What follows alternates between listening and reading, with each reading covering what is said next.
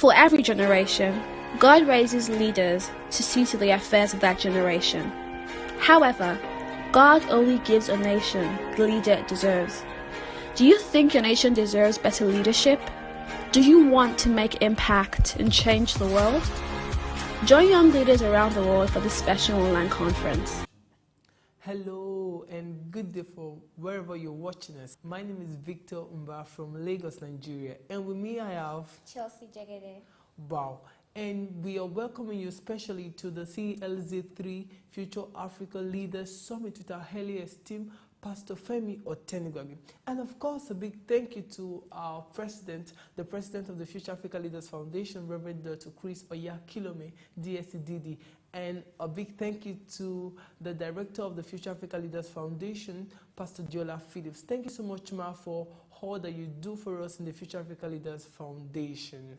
So, Chelsea, what do you have for us? Well, I'd just like to welcome everyone from wherever you're watching, especially to the Future African Leaders Summit.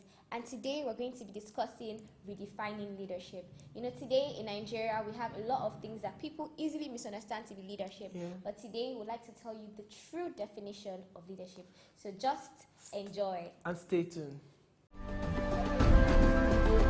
This is Project Africa.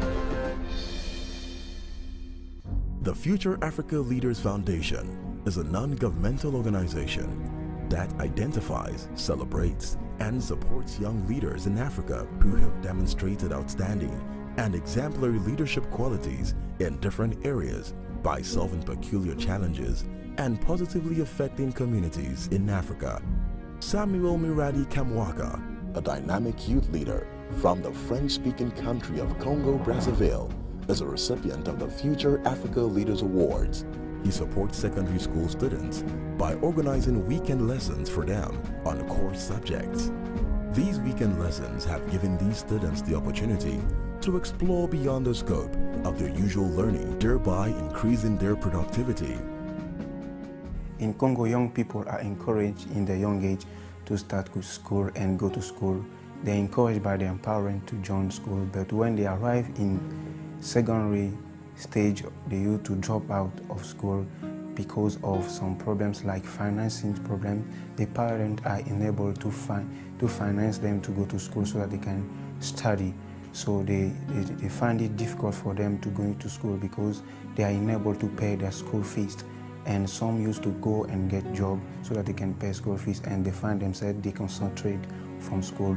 To solve this problem, I find the Success Club, which concern gathering students and teaching them some topics which are very important in school, because here in Congo there are some topics, some subjects we have noticed that young people don't catch up very easily because of those problems like physics, math and English.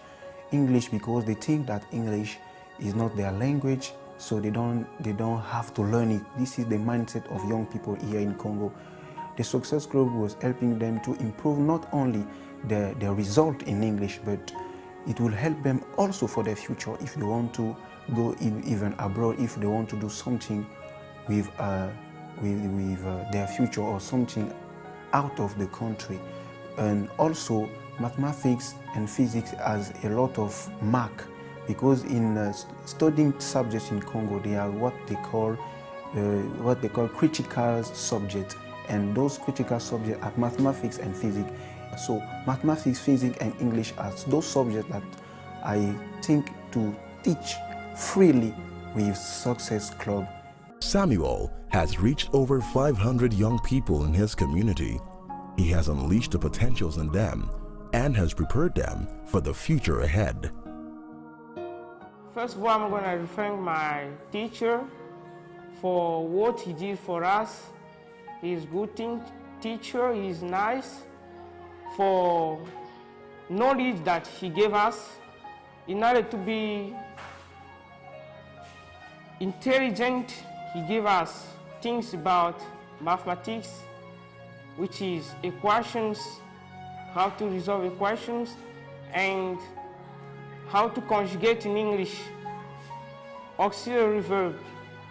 and we did just one auxiliary verb, which is to be. And I really thank you, and I will keep on with learning English. Join us today to secure a brighter future for our children and youths. For more information on how to partner with us, kindly visit our website at www.futureafricaleadersfoundation.org or call these numbers for more details.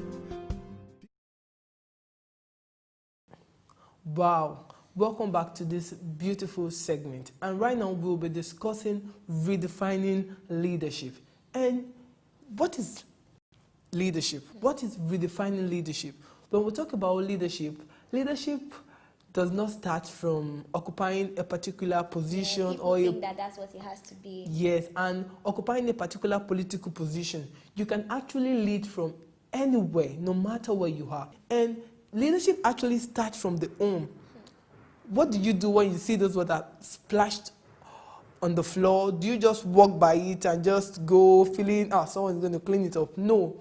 As a true leader, you have to take actions. And that's what leadership is all about. Yeah. So, Chelsea, share with us, as a true leader, what does leadership mean to you, and how have you demonstrated leadership? So before we even move into leadership, I'd just like to say that there are different kinds of leadership. There's good leadership, there's bad leadership. As a good leader, there are some things that you should do and should not do.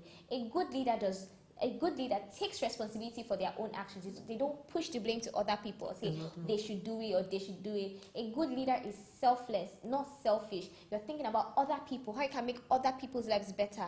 You understand? Yeah. And you don't have to be, as you said, you don't have to be the president of Nigeria or something. I'm wondering, how can I start? Or, like, for me, I started up when I am a good leader, as a man of God will say, sees a need and meets the need. So that's what I did.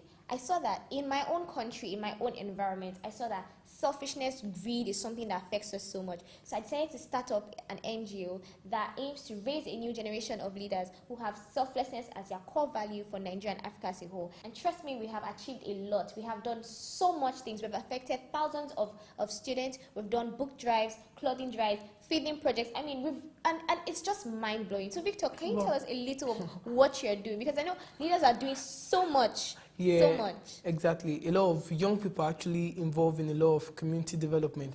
And for me, basically, I run an organization, We Build Africa, where we work to inspire young people to create innovative change in, not just in Nigeria, but in Africa as a whole. And we've had a lot of amazing projects. We've had food drives to communities. We actually look out to local communities. We've had food drives to various communities in Nigeria. We've had book drives. We've also have mentorship programs for young people. Yes, we have young people that we mentor on a monthly basis. We work with them one-on-one. And we actually inspire these young people to also create the same change in their community. Yeah, once they are done with their program, they could go out to also affect the life of other people in their world. And it's been amazing. We've impacted the life of thousands of young people, both on-site and online. We have people from other countries who are like, oh, Victor, I like what you're doing. Can I be a part of it? You understand? Inspiring young people to be the change that Africa wants. And this is really instructive, because this just lets you know that we are not waiting for our government to do something for us. We're not waiting for our leaders to do something for you. So if you feel like your government or your leaders have failed you in some sort of way, or failed your family members or your community, it's time you stand up, it's time you take a stand and you join in the action. No matter how little, no matter how small, you too can be a leader. Yes, and do you know that the Leadership Initiative Award is a beautiful platform to start? You don't need to try getting, how do I start, how do I get mentorship? Through the LIA, you get mentorship and you get all the guidance you need to carry out a particular project in your community. Just look out for a need and be ready to meet it. Thank you very much.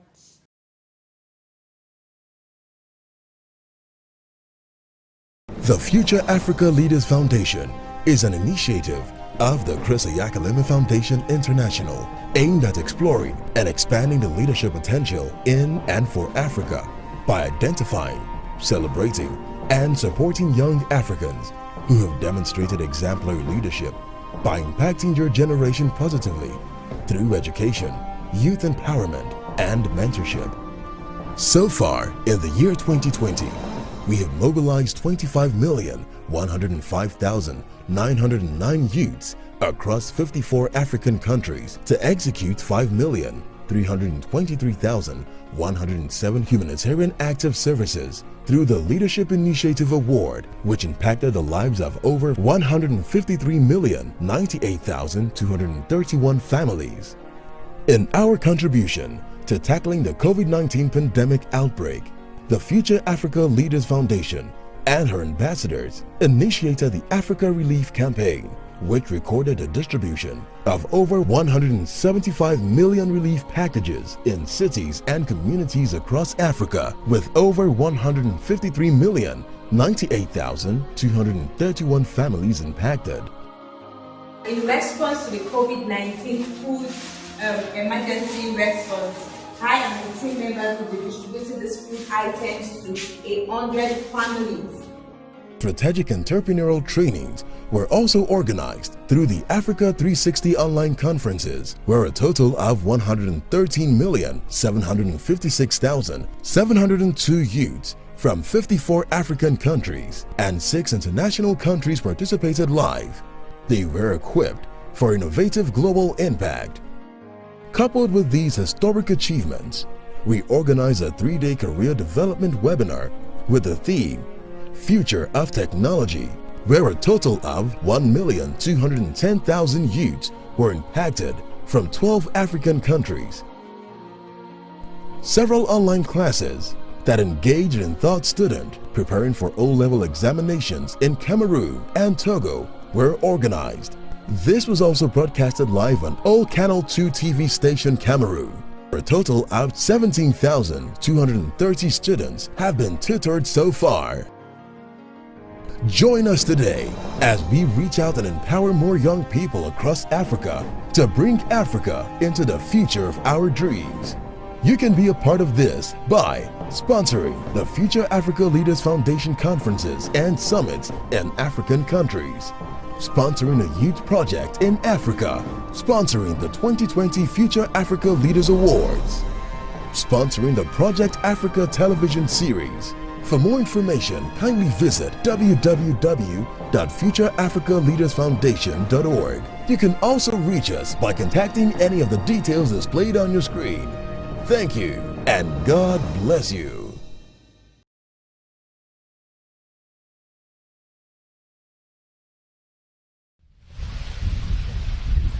Hello, this is Taungangoma from Zambia, and I am an entrepreneur, and I am the founder of Taunga's Love Foundation. I am very passionate about community development. I would just like to take this opportunity to thank my man of God, Pastor Chris, for giving me this great opportunity. Thank you so much, sir. And Pastor Femi, sir, thank you so much for awarding me this great opportunity. Thank you so much, sir. All right, so we are talking about redefining leadership. And I would like to talk about leadership for a new era. You see, our world is in need of more leaders today. But you find that most leaders that we have in today's world, they are leading with their ego instead of leading with their hearts, right? So our world is in need of leaders who value communication, leaders who value connection. And you see, as a leader, leadership is not about a title. You know, leadership is not about your self-values. You know, leadership is about people. It's all about unlocking potentials, you know, in other people. Now, I have 6 traits that I just want to share with you on how you can become a good leader. And you see, I understand that being a leader, in fact, being a good leader is not easy, you know, because you get to work with different kinds of people, and you find that everybody is different. They come from different backgrounds, and they have a different thought process, you know. And most of us, we are more comfortable with working with people who act and think like us, because they will not challenge our beliefs. you know. But in as much, as uncomfortable as that might be, you know, and despite the discomfort, I think effective collaboration between diverse people produces better results. You know, it produces more effective results. It helps solve problems more easily. You know, so leadership is all about people, understanding people, different people. So I have 6 traits that I just want to share with you, and you can even write this down. Number 1 is be your own leader. Be your own leader. You see, everything starts with you, even leadership, because you have to know how to lead yourself first before you can lead other people, you know. So spend time with yourself, discover who you are and what you want to do and how you are going to do it. Develop self-discipline. And number 2 is value every relationship. Leadership is all about relationships, so you ought to value each and every relationship. You see, a true leader focuses on people. You see, a true leader is not title driven, you see, but be a leader who is relationship driven. That takes me to number 3, and number 3 is say thank you to your team members. You know, learn to say thank you. Few leaders thank their team members for whatever they're doing, and remember, whatever you accomplish, your team members helped you accomplish that goal, so you ought to give them credit, give them a spot to shine. When you say thank you, it represents that you are truly a grateful person. It makes a difference. To you, it may not make much, you know, difference, but to the other person, it does. And that takes me to the 4th trait, which is encourage people to do their work. Don't demand people to do their work. Encourage them to do their work. For example, you can say, John, you did a great job dealing with the clients today. And the simple line, you know, has great power to encourage John to do the best at his work. You know, it will cost you nothing. It will really cost you nothing, but the results will be enormous. Now, you see, it's not everybody who works for money. It's not everyone. Some do it because their work matters. Their work gives them joy.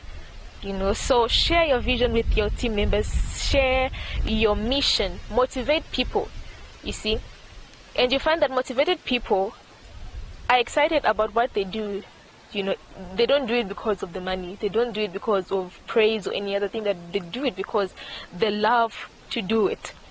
And then number 5 is always be a good listener. Most leaders are not good listeners. In fact, they don't listen to their members at all. They think they have it all, you know, undercover. But listen to your team members. Listen to their suggestions. You know, listen to their ideas. Even if you don't like it. In fact, you don't have to like their ideas, you know, but listen to them. And don't just hear. Listen genuinely, you know. You see, your listening skills determine the quality of influence you're going to have. And that takes me to number 6. And number 6 is be a leader of value. Be a leader of value. I read somewhere it said your job gives you authority, you know, but your actions give you value. Try not to become a man of success. Instead, try to become a man of value. Become a man of value. So right now, I just want you to take a minute, you know, and think about the values that matter most to you. What are those values that matter most to you? And I wrote some of my values. These are the values that matter most to me. And I have about 11 values, you know, and these are what drive me to become, a good leader. Number one is commitment. Number two is authenticity. You ought to be authentic as a leader. Number three, you have to be collaborative. Number four, you have to be empathetic. Number five, as a leader, you have to be flexible. Number six, you have to be intuitive. And number seven, you have to be loyal. Number eight, you have to be passionate. Very important. Number nine, patient. Number 10, you have to be selfless. And number 11, you have to be transparent. I hope you got those 11 values. So I hope you have learned something today, and I hope you enjoy the rest of the program. Thank you so much.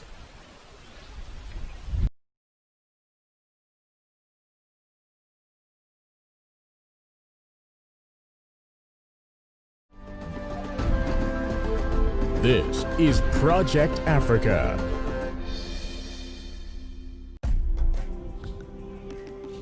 Over the last decade, Nigeria's exponential growth in population has put immense pressure on the country's resources and an already overstretched public services and infrastructure. With children under 15 years of age accounting for about 45% of the country's population, the burden on education and other sectors have become overwhelming.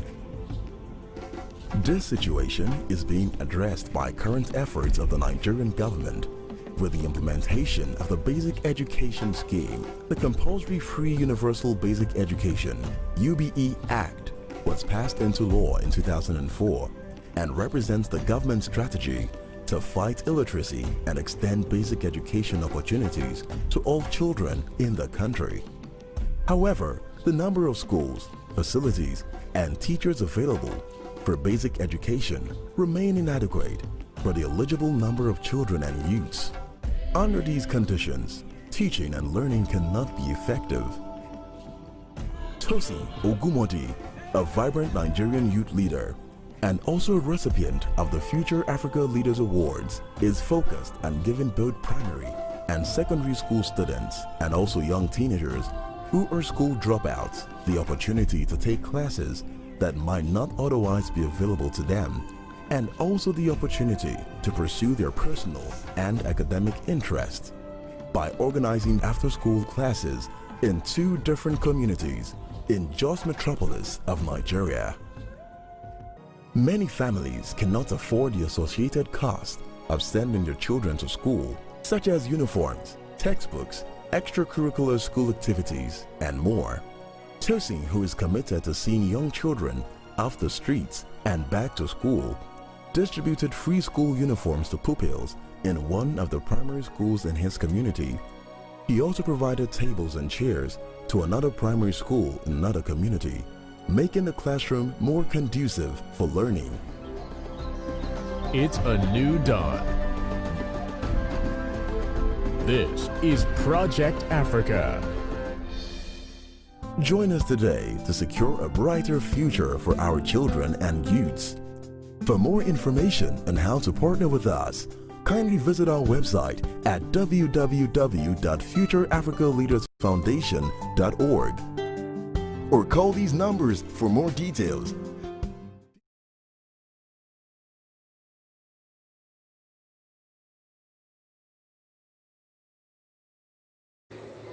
Hi, how are you today? Thank you for joining us in today's program. I want to especially thank the highly esteemed Pastor Femi Otenigbagbe of Christ University Lagos on 3 for the opportunity given to me to be a part of today's program. And I'm going to be sharing with you on a very important subject that has to do with how do you, as a young person, how do you look out for a human need in your community, and how do you reach out to such a need and make your environment better than you met it. Very importantly, I want to make it clear to you today that everybody who was born on this planet Earth was born to be a problem solver. God knew that you're going to be the answer to the questions that people would ask in your generation, and that's why He made you to be the answer to the need that He created So you have a unique role to play on earth, and that is why you are here. You're not just here to balance the ecosystem, you're not just here to complete the numbers. Out of the 8 billion people on planet Earth today, each and every one of us have a unique purpose as to why we're on earth. And it's quite important that you know that you have a role to play, and that is why you are here. Being a problem solver is one of the greatest things that you could do while you're here on earth. What are you going to live for? What will be said of you? What is your legacy? What impact would you make? And like the man of God, Reverend Dr. Chris Kilome said, success is reaching out for a human need, looking out for a human need and reaching out to meeting that need. So you see that your life is not just by accident. You're not a mistake. You're not an accident in the world. There is a unique purpose and plan for your life. And you might ask, how do I go about making an impact in my world? First of all, you have to draw your inspiration from your story. Most times in life, the circumstances, the situations that we go through in our families, in our homes, in our lives, should actually be converted as positive energies to make impact. Every challenge that comes your way, every circumstance around you is an opportunity for you to make an impact. And you're going to see lots of stories of men and women who achieved so much because of the problems they faced in their generation, in their day. They actually turned these problems and these challenges as an opportunity for them to make big impact. And you search online, you find the likes of Nelson Mandela, you find the likes of G.F. Kennedy, Winston Churchill. These were men who stood for something. What are you going to be known for in your generation? Turn your story as an inspiration. Maybe you grew up from a dysfunctional family. Maybe you grew up not having sufficient or quality education. Maybe you dropped out of school. How are you going to turn that as an inspiration? Your power is in your story. That challenge, that circumstance around you that irritates you, that is the problem. And you are born to be a solution to that problem. Don't see that as a limitation. See it as an opportunity for you to change the narrative, whether in your country, whether in the state that you live in, whether in the community. How concerned are you about hungry children? How concerned are you about kids who don't go to school? How concerned are you about the street children? What are you going to do? Or do you just pass by the neighborhood and you see the students who don't go to school? Does that send any sense of burden to you? So these are the things you're going to look out for. Don't close your eyes against those challenges. And you might say, how do I get the money to run this project? Of course, every problem is a business. But I beg you, don't go for the money. Go for the impact. Because everybody who is a problem solver, you will get paid for solving a problem initially. And that's one of the most significant things. You find the likes of Steve Jobs. He solved the problem and became one of the wealthiest men on earth. You look at Bill Gates, he's solving a problem of computer software, and he's one of the richest on planet Earth. So look out for solving a problem first. Don't let the money be the focus. Let the impact be the focus. And I believe strongly in the Bible and what God has said, and that's why I'm going to refer to you today to some individuals who achieved greatness. And you look at the lives of Moses, who was moved by the slavery of the Egyptians, of the Israelites in Egypt. He saw that as a challenge. He wanted to do something about the situation.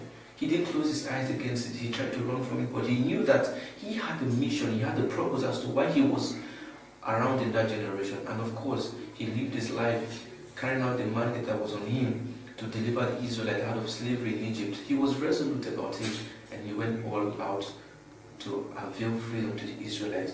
You look at the life of David. I mean, David would have never been king if there was no Goliath. So the giant was his ticket to becoming the king of Israel. That giant was his ticket for greatness. If he had run away from the giant, maybe today we would have not even known anything about David. So you see that most times we pray to God to take away the challenge, to take away the problems, to take away the circumstances in our nations. But you're not seeing that that problem, that challenge is actually an opportunity for you to be announced to the world. If David had run away from the giant, maybe today we would have not even known about King David. And there would have been no King David without Goliath. So the challenge was a challenge of opportunity for him. And he looked at it and overcame that challenge.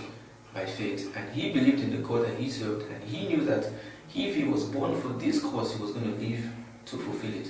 A champion is not somebody who won a fight for himself, no. A champion is one who wins a fight for others, and that was what David did. He won the fight for others, and he became the champion of Israel.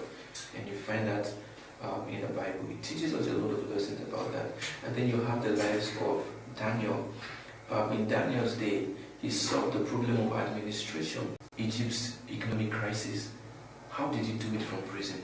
You see, most times, it is not the location. It can be in the suburbs, it could be in the hidden inner cities. Wherever you are, is an opportunity for you to transform those around you for the better. How are you going to make your environment better? Look at David, look at Joseph, look at Moses, look at Daniel.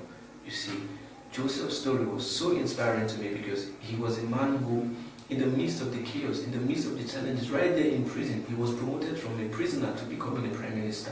And that's because he was a man of value. He was a man who had the solution. You see, so if you want to be a person of success, you have to be a person of value. And how do you create value? You create value by being a person of solutions. Everybody wants to have solutions to their problems, and you are the answer that they need. You see, you are the answer that they need. So don't give up on your dreams. Don't say, oh, how am I going to start? Start from where you are with what you have. Just start. Start making an impact. Start making an impact. We look at the life of Esther. Esther, in her day, was passionate about the genocide, the killings of the Hebrews. It was a verdict that was passed. But she stood her ground and said, no, I'm not going to let this happen in my generation. And Esther fought and stood for the deliverance of the Hebrews in her time. Maybe God is talking to you today about those girls who are going through difficulties completing their education, girls who have been victims of rape, girls who have been marginalized. There's a lot you could do. Don't close your eyes to this challenge. These challenges are actually your opportunities to make an impact. So much. And then we look at Jesus Christ, the man who solved the ultimate problem of sin and death in the world. Everybody's afraid of death. Everybody don't want to die. But this man came and solved that problem of death and sin to set us free, to give us salvation. So you see, you could look at so many examples of men and women who did great things out of the problems that they had in their day, out of the circumstances. That inspiration was born out of a circumstance. Don't let your circumstance limit you. Let it be an opportunity for you to see that you could make an impact.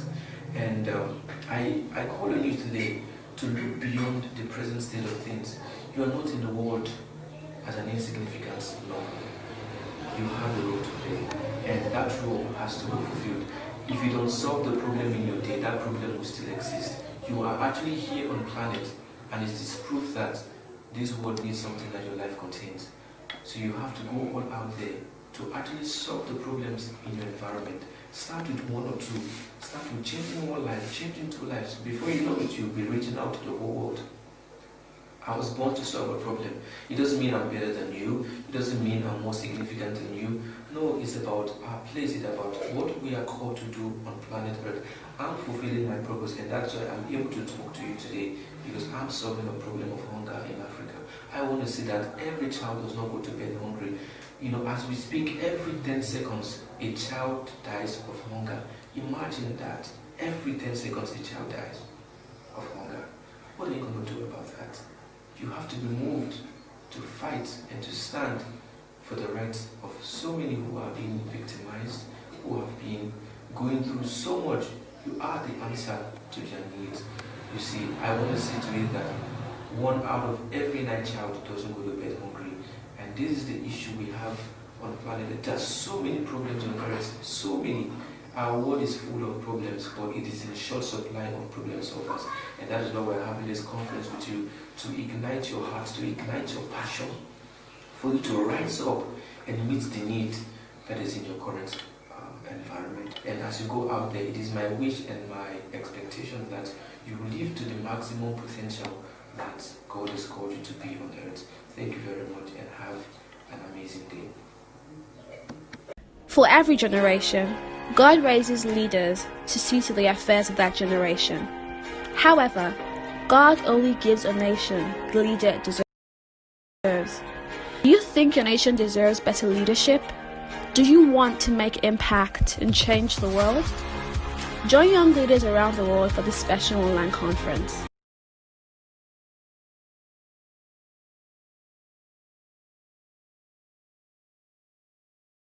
Blessed be God.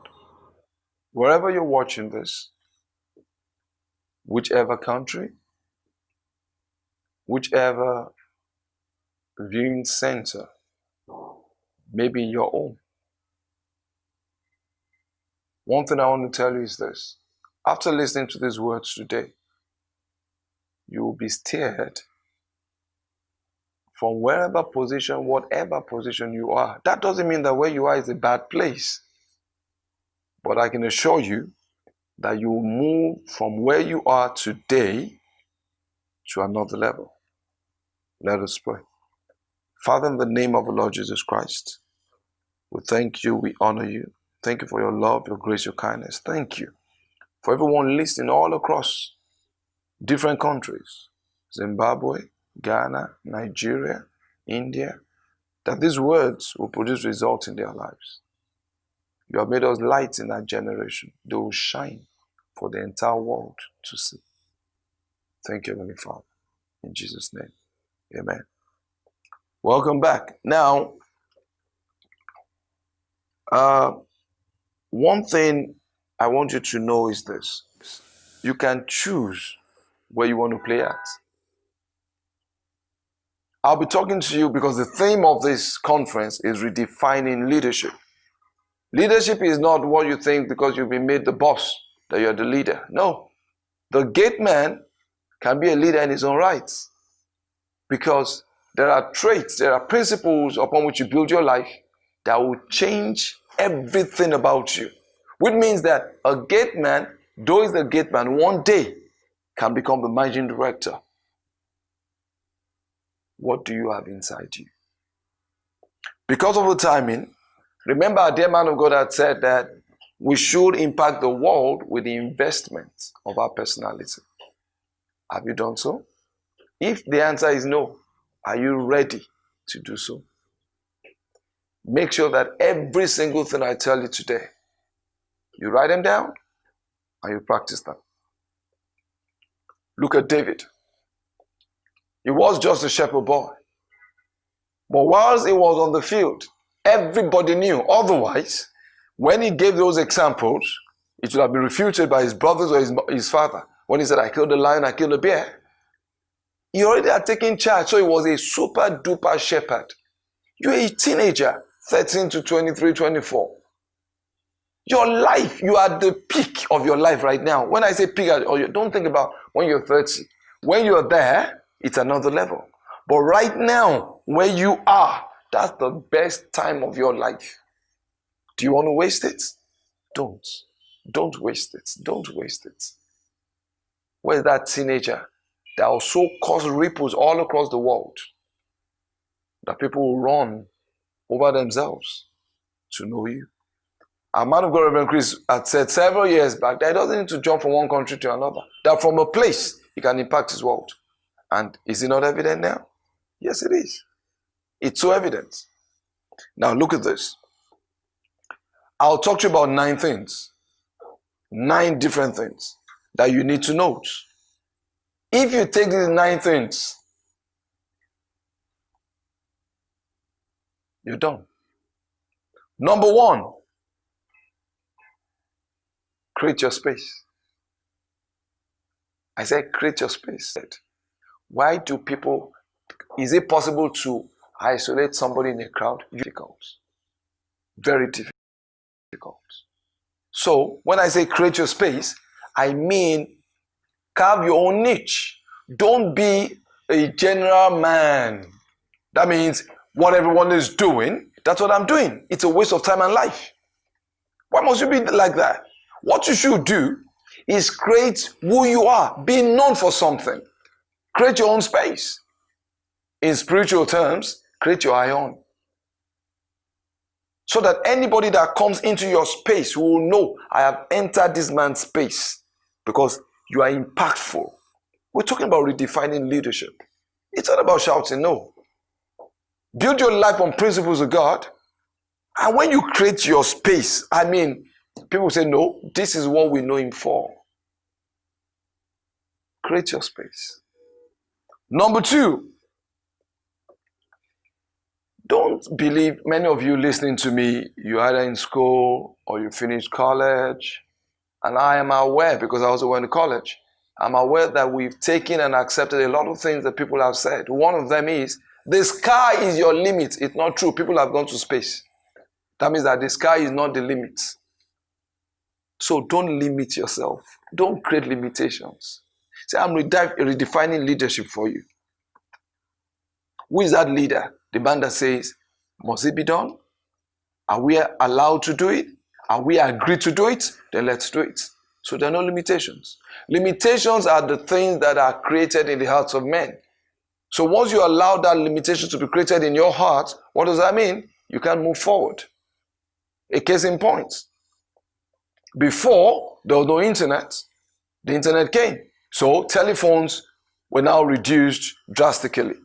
Now with the advent of the internet, many of the things have come. Now we're talking social media. Many of you you can't remember the last time you sent a mail. You are either on King's Charts, you're either on Eucas, on Facebook, Instagram, trying to send messages fast. Don't allow limitations. What's the next new thing that's going to come from you? Hello? What's the next new thing that you'll be known for? Don't allow limitations. And not allowing limitations brings me to the third aspect, which I need you to, oh Lord, I need you to take very seriously. Propose, hear me. I didn't say be different. I say propose to be different. That means you make up your mind that if they're going to talk about you, somebody will say, that guy, that lady is different. You have proposed in your mind that you're going to be different. The way you talk, the way you relate with people, propose in your mind. We're talking leadership now. So if you're going to be different, you're different in a positive way. So that somebody will say, I want to be like him. I want to be like her. Propose. That means as you're leaving your house any morning, say, I'm going to be different. Somebody's going to learn something new from me. Propose to be different. Number 4. In the Bible, Paul says, I do not shadow box. He says, I box with purpose. I want to ask you a question. If you're going to war, let's assume 2 countries are at war, and then a soldier is given a gun that you need to go fight the enemy, because if you're at war, that means the other man is an enemy. We'll say, well, don't give me real bullets, just give me rubber bullets, just to let them know that we're serious. But just give me rubber bullets, so I don't want them to die, but just give me rubber bullets. Is that what's going to happen? The enemy there has real bullets and wants to make impact by shooting. So it takes me to number 4. Be conscious of making impact. Don't wish it. Don't wish to make impact. Do it. Whatever you want to do, make up your mind you're going to make impact. If you're called to talk, make sure that you're going to talk impactfully. If you're called to do something, leave an impact. Jesus Christ lived 33 years, but his ministry was for 3 years. Look at it. Don't wish it. Do it. Be an impactful person. We're redefining leadership. A lot of people come under the camouflage of being leaders. Maybe the boss is a supervisor, so he says, I'm a leader. That doesn't make you a leader. A leader is one that has been able to raise people and is raising people and he has followers. So if you are leading, people are following. So for people to follow you, you are making an impact. Otherwise, you will turn one day and discover there's nobody behind you. So make impact. Do it. Punch. Don't do like this. I want to punch. Firm up your fist. Make sure it's firm enough and then punch. When you punch impactfully, it leaves a dent. So to be a leader, you leave a dent, a positive one. Number 5. The moment you are still, the Bible says in Revelations, if you are still, I'll spit you out. So number 5, grow daily, and raise others to grow. Purpose in your mind. See, when talking redefining leadership, I'm not trying to say something outside that. I'm telling you things that you can just paste, put on your phone, put against your window, your mirror, put it so that when you're dressing up, you're seeing it there. Propose that you're going to grow daily. Propose you're going to grow daily. And as you grow daily, you're raising others to grow as well. Propose you're going to grow daily. Then number 6, what are your standards? Standards are key. How do you talk? How do you dress? How do you live with people? Have you cultivated the habit of loving people, of smiling with people, smiling at people? Don't be too serious. This world is not too serious because Jesus Christ is alive. So what do you do? Number 6, set standards. Set standards daily. Make a difference. Do something in a new way. I said, what's the next new thing coming through you? Do something in a new way. Faster.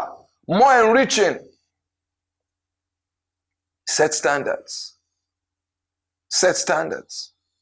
I keep telling a lot of young folks that where did you learn speaking and going, as one would go about, you learned it with people, from people, in school, in college.